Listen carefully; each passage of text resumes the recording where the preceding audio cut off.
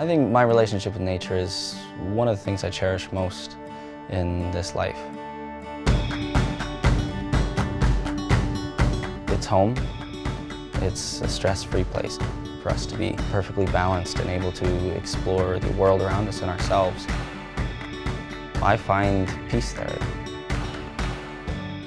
I was raised in a rural area of Western Maryland. I have 4 brothers and 1 sister, and we spent a lot of time outside. I began parkour around the age of 14. I saw people doing these dynamic movements that just blew me away. Here were people, exploring their environment in this impressively explosive way. Now I coach parkour outdoors, and I spend a lot of time snowboarding, a lot of time rock climbing and exploring. Oh, shit! American Ninja Warrior. At 6 feet tall, Elet has a nice stride through the quintuple steps, now onto the downhill jump. My first year doing American Ninja Warrior, I felt strong, I looked strong. Great dismount. My performance felt good, everything was easy. What I noticed over the years was that my capacity for athletics, my endurance, my ability to recover from strenuous exercise, and all of these things that I love to do was just lessening and lessening. I was training 1 or 2 days a week for an hour or 2 max, and I spent the rest of the week feeling so sore and so beat up.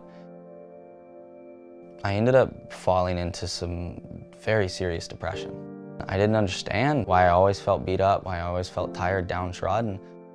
And I thought that was a problem with me, and that doubled down on what was going on. Not only did I feel bad, but I thought I was bad for feeling bad. I had pain shooting from my ankles to my neck. I mean, excruciating. I'm an athlete, I'm an outdoorsman, I have a high tolerance for pain. This was of another kind. My nerves were on fire.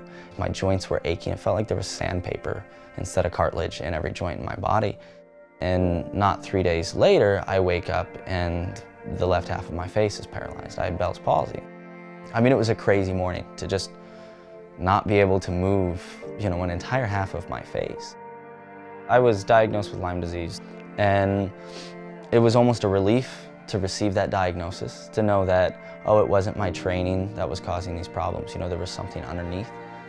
Since I was diagnosed, I've spent all of my time trying to figure out how I was going to face this challenge and come out still feeling good. I remember being able to approach these things that I love without any type of fear or trepidation about what could happen. I didn't have to be working around this fear of, is this rep, is this jump, is this run gonna be too much for me? And I really missed that. I'm 25 years old, and I'm supposed to be at the peak of my physical career. I've been doing parkour for 11 years. I've been snowboarding since I was 9 years old. I'm committed to these things. I could resign myself to it and say I'm not gonna be an athlete. I could resign myself to it and say I'm not gonna snowboard, I'm not gonna do these things that I love, but honestly, that's what I live for. That's my entire life, is being outdoors, is being active, is sharing time and space with people.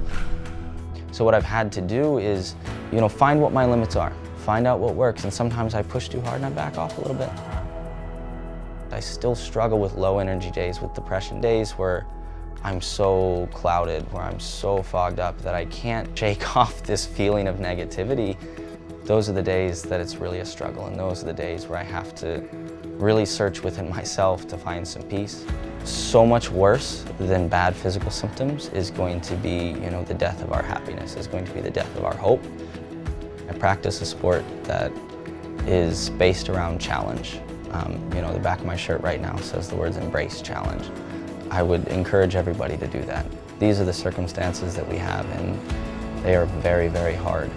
I would encourage everybody to try and develop their own personal support system for their own mind and their own emotions, to find the things that you can do that make you happy. That good day that comes every once in a while, that's the day to be cherished. The feeling of sun on your skin, finally helping warm you up and make your whole body not feel like it's aching, that's the wonderful thing, and that's what we have to try and focus on. We have to do work to spread awareness for Lyme disease. We have to do work to help get research going to find a usable cure, a usable therapy that can help us all improve our lives.